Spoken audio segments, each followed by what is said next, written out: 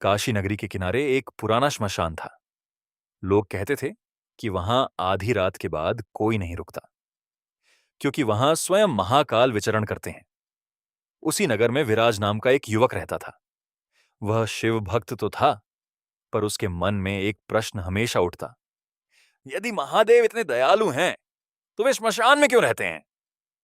एक दिन उसने निश्चय किया कि वह इस रहस्य को जानकर रहेगा। अमावस्या की रात, चारों ओर घना अंधकार था। हवा में राख उड़ रही थी। दूर कहीं कुत्तों के रोने की आवाजें गूंज रही थीं। विराज कांपते कदमों से श्मशान पहुंचा। वहां केवल जलती चिताओं की धीमी लपटें थीं। अचानक उसे डमरू की ध्वनि सुनाई दी।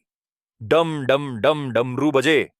वह घबराकर पीछे मुड़ा और देखा, राख से लिपटा एक अघोरी जटाधारी हाथ में त्रिशूल लिए उसकी ओर बढ़ रहा है। अघोरी की आंखें अग्नि समान चमक रही थीं। उन्होंने पूछा, क्या खोज रहा है बालक? विराज डरते हुए बोला, मैं जानना चाहता हूं कि महादेव श्मशान में क्यों रहते हैं। अघोरी मुस्कुराए। उन्होंने जलती चिता की ओर इशारा किया और बोले, क्योंकि संसार जिस सत्य से भागता है, शिव वहीं निवास करते हैं। विराज समझ नहीं पाया। तभी अघोरी ने अपनी भस्म उठाकर विराज के मस्तक पर लगा दी। अचानक विराज को विचित्र दृश्य दिखाई देने लगे।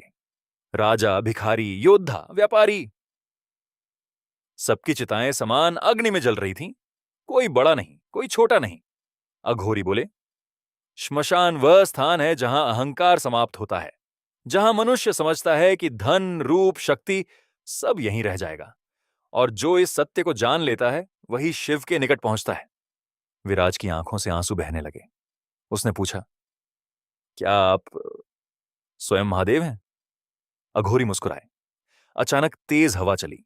डमरू की ध्वनि पूरे श्मशान में गूंज उठी, और अगले ही पल वहां कोई नहीं था।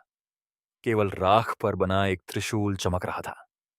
विराज समझ चुका था, महादेव मृत्यु के देव नहीं, वे अहंकार के अंत और सत्य के आरंभ के देव हैं।